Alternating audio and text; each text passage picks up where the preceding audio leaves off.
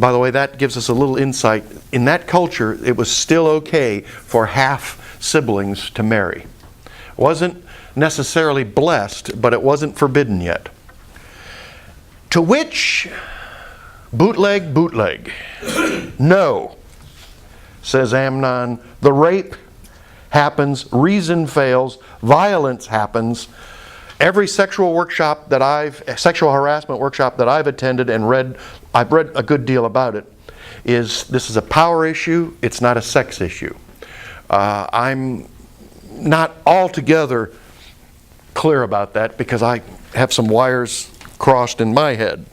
But I understand it's a power issue. I understand that. And Amnon's got the power. And so reason fails, violence happens, and physically he has more power than her. And in his title, he has more power than her, and it comes to happen. So the event happens, and we have two post comments now. Aftermath comments. Number one, Tamar is ruined.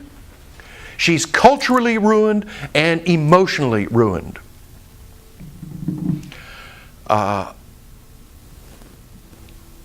You understand what I mean by culturally ruined? She has no place left in that culture. Plus, she's dealing with the emotional ruin of that.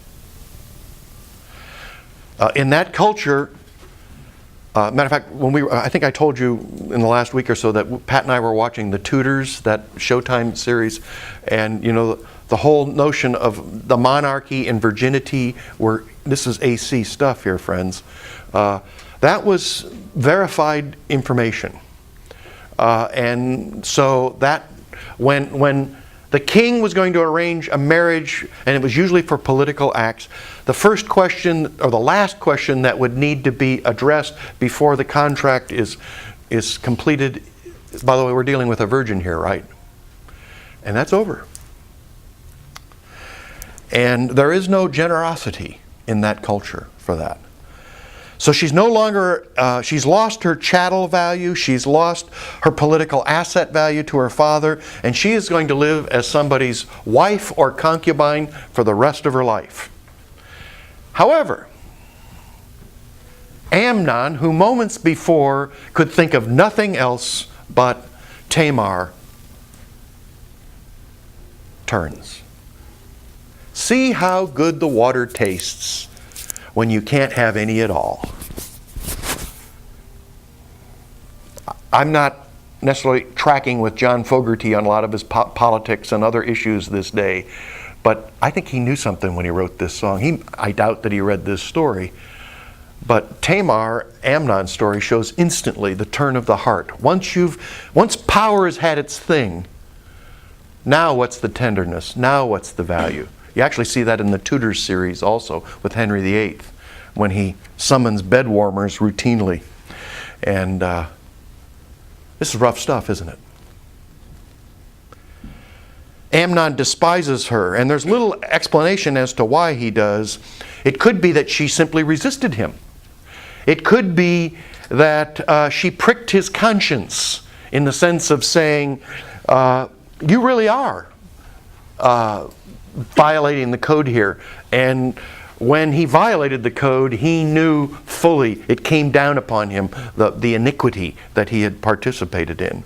Or it could be something as simply as the implication of what I think is the three choruses of Bootleg.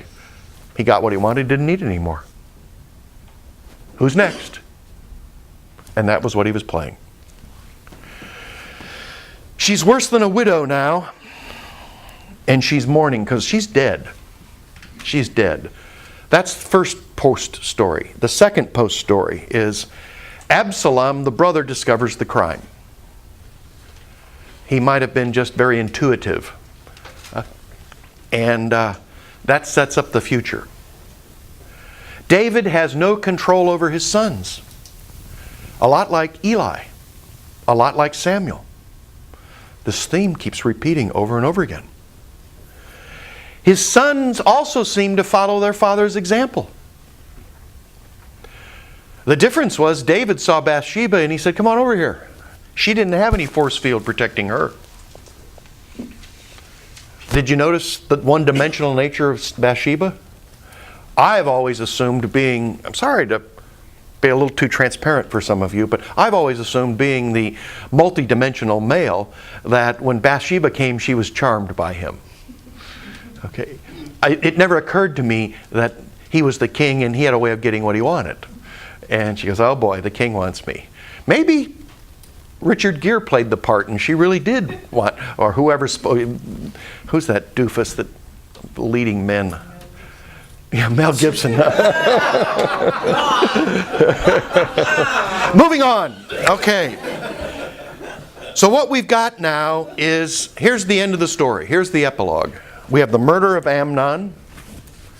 We have, because Absalom takes it upon himself to settle up for his sister. And Amnon's gone. And what happens next? We have the war for the throne. Absalom decides, I'm taking over. And he defies, and he said, I am now king. He's not going to wait for his dad, for David. And so we have a civil war breaks out. And so much so that David is on the run because the people love Absalom. And it ends with the death of Absalom.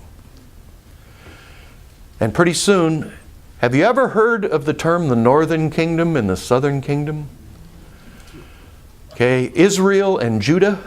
Israel is really, in short, a composite of the 11 tribes of Judah versus Judah. That's a little simplistic, but that's basically it. And we've now, soon ahead, we have, upon the death of Solomon, we're well into the break up of the unity that happened under David's reign. And we have the division of the kingdom. Now, it could be that this was all born with the David-Bathsheba scenario, but by the time we get to the rape of Tamar, this plays out now front and center throughout the history of the people of God.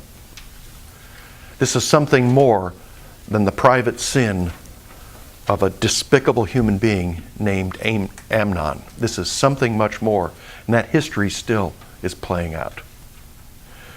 And that's AC.